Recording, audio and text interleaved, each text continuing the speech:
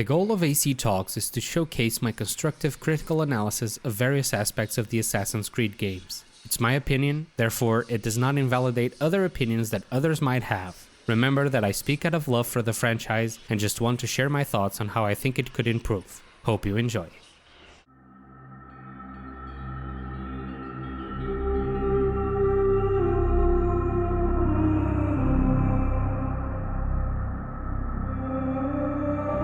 With the introduction of Origins, the franchise switched its signature combat to a hitbox-based system. Simply put, that means your character doesn't automatically aim to an enemy and hit them if they're close enough. You actually need to get up close, aim yourself towards the enemy, and your weapon must touch the enemy's hitbox to register a hit. Now, this is not inherently a bad thing. There are many games like this that have fun and engaging combat, but the way Assassin's Creed has done it up to this point hasn't taken full advantage of the potential this type of combat has. We had 3 iterations of this so far. In my opinion, Origins was the most balanced of the 3. Odyssey was a bit unbalanced to push experience microtransactions and just came off a little boring. And in Valhalla, the sponginess was dialed back a little bit, and actually some really cool ideas were introduced, which I'm gonna talk about later in the video, but all these cool things should have been worked at just a little bit more. So we're gonna explore a few games that I believe have amazing combat, and we're gonna see how Assassin's Creed can improve and learn from these games. Grab some food, a drink, something, sit back, and let's go. Have I mentioned that this game was my surprise of 2020? Yeah, probably about 1,000,000 times. But I mean it. The biggest surprise though was the combat. I was expecting something closer to Assassin's Creed, you know, I wasn't expecting much in that field, but no.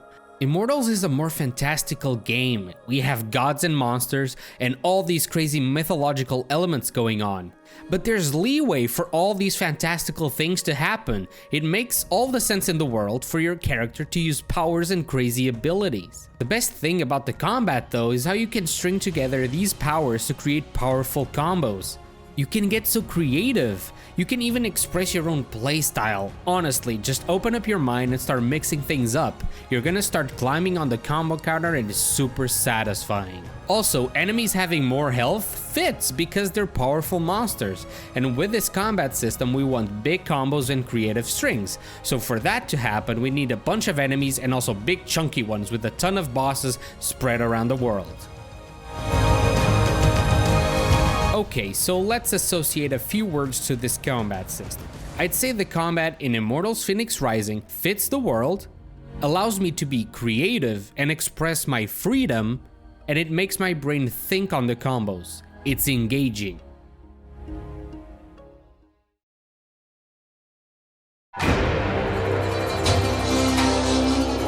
A lot of people skip this game thinking it's just another Dark Souls with Dark Souls combat.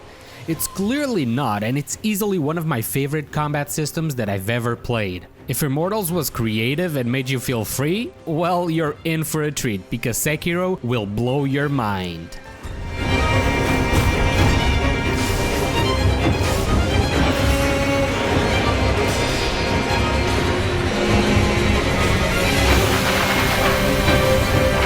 Combat is super rewarding to master, and you, the player, feel in control of a dance of the blades, so to speak. Enemies have a posture gauge, which essentially makes the player be more aggressive and engaged with the combat, since you can do a finishing move if you break their posture. In Sekiro, there's an incentive to mix and match combat arts with tools in order to create inventive and powerful combos. You can even imbue your blade with a buff after using certain tools. I'll never forget the first time I reversed lightning with the Sakura dance. Let's go. Take that, bitch! Bosses are inventive and full of tricks up their sleeves. They are varied, require different techniques to beat, and there's always that feeling of being on edge when fighting them.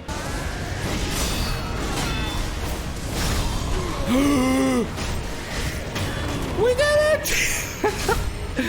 You can even spot weaker enemies by looking at their armor. Low-level bandits will have little to no armor to protect them. Also, it makes sense that they'll have less training, so they are easier to beat.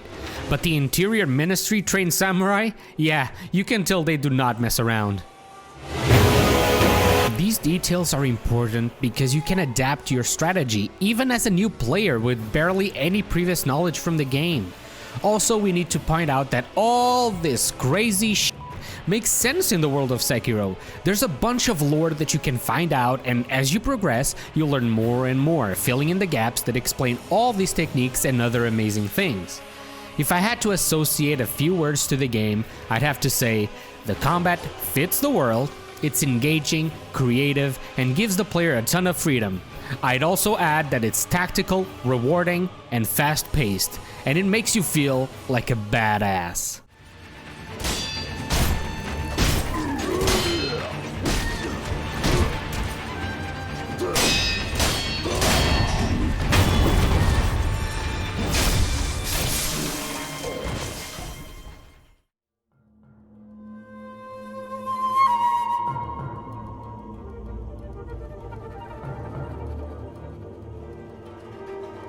This game is really astonishing, and I consider it to be the one that Assassin's Creed should take the most inspiration from. The combat is almost tit for tat what I've been asking for Assassin's Creed for years. It takes a lot away from the arts of fighting with a katana with the stance system, adding to the authenticity of the whole thing. I can't wait to see what developments will emerge from creative minds expanding on this system.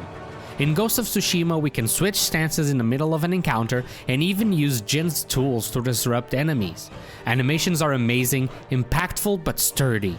We as the player feel agile, but everything seems believable. You can use tools for disruption like kunai and smoke bombs in the middle of a fight, and as you fight, enemies start fearing you and low-level bandits might just straight up run away from you. Fight me, bitch.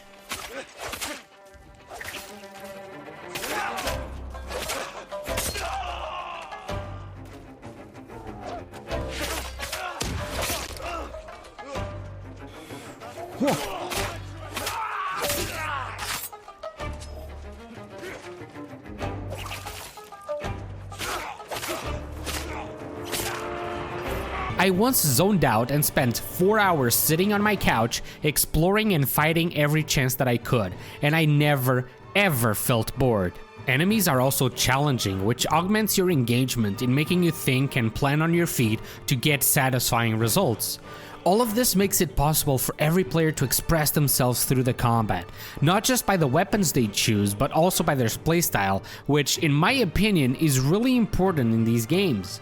So to sum it up, I would say Ghost of Tsushima's combat fits the world and feels realistic. It can be tactical and still feel like it was rewarding and engaging. The stance-based system is also brilliant.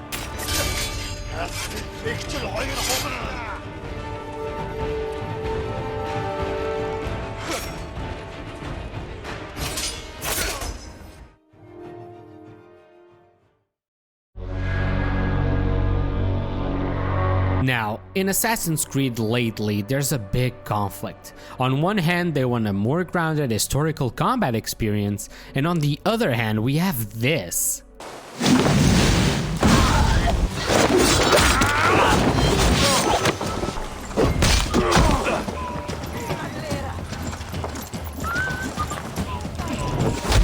With over-exaggerated animations and even weapons. And I understand that these things might look cool to some people, but that's just not the tone of Assassin's Creed. It never was, and it's just super jarring seeing such silly things added to the game.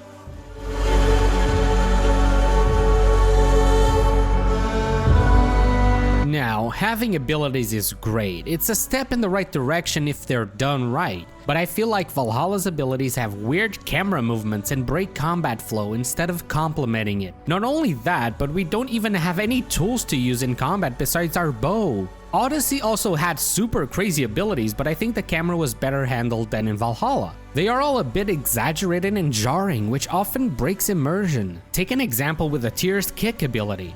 With this ability, Eivor grabs the enemy and kicks them. This could be a nice tool to use as an interrupt or to string combos with, but it's not. It breaks the flow of combat because the enemy just gets kicked all the way up to Mars and you need to run over to him again to keep fighting. It's like they always want you to use abilities as finishers instead of actual additions to the flow of combat. And how can we improve this? Well, in my opinion, I think Assassin's Creed is best served with more contained abilities and tools, and I can now reference back to Ghost of Tsushima, where stances and tools all merge together beautifully to create fluid combat situations.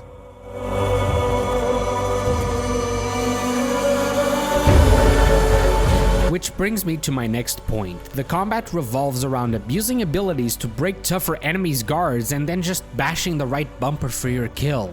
This effectively makes the dual-wielding system not work very well, since all it does is make you press 2 buttons instead of 1.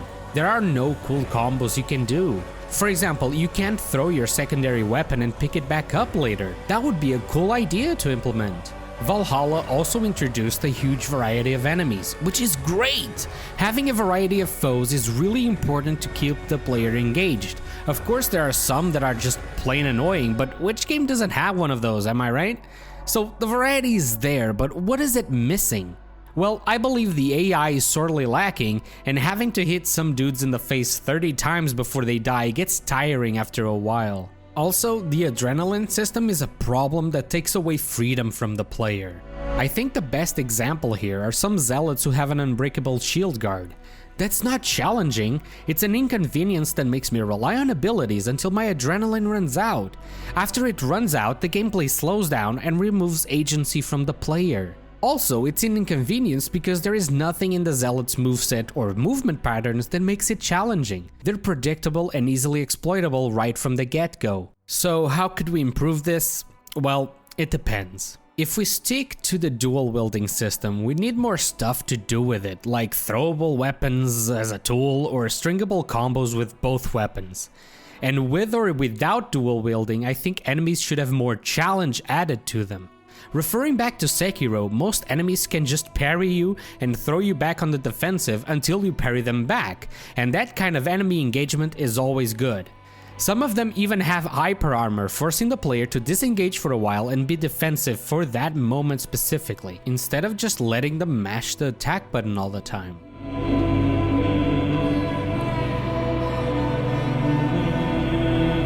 Another great addition is the weak point system, but it's underexplored at best. With the stance-based system, you could target specific weak points in the enemy's armors with different stances. For example, using a spear with stance A, you could do poking attacks that would focus weak points in the leg area. Meanwhile, you switch to stance B, allowing you to do slashing attacks to take advantage of a weakened enemy. Having to aim at legs or hands with a bow in the middle of a sword fight feels silly and in my opinion does not look cool.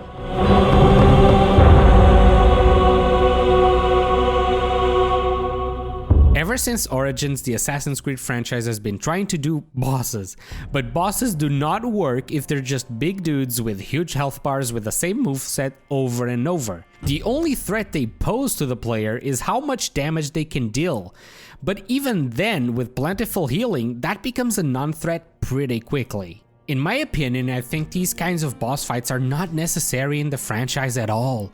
Maybe having harder challenges similar to what Ghost of Tsushima had with a fallen samurai is the best way to go here.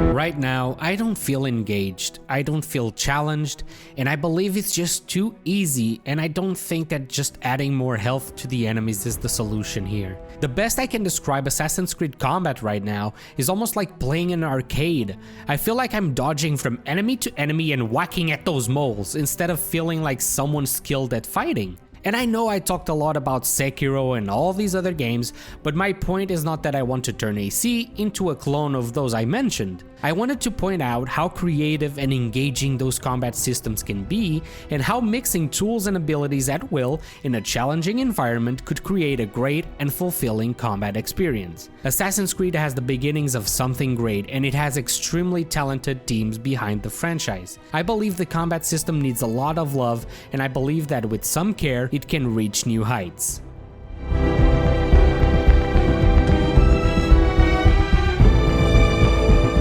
Hey, thank thank you for sticking around until the end of the video. This video stemmed from a conversation on stream where we have a ton of fun and play a lot of Assassin's Creed, so why don't you join us? I'm live Tuesdays, Thursdays, and weekends at twitch.tv/locust_SW, and I would love to see you around there. Links are in the description below. If you've liked the video, feel free to hit that like button, and if you want to see more stuff from me, just hit that red button to subscribe to my content here on YouTube. Thank you so much once again, and I'll see you guys around. Bye!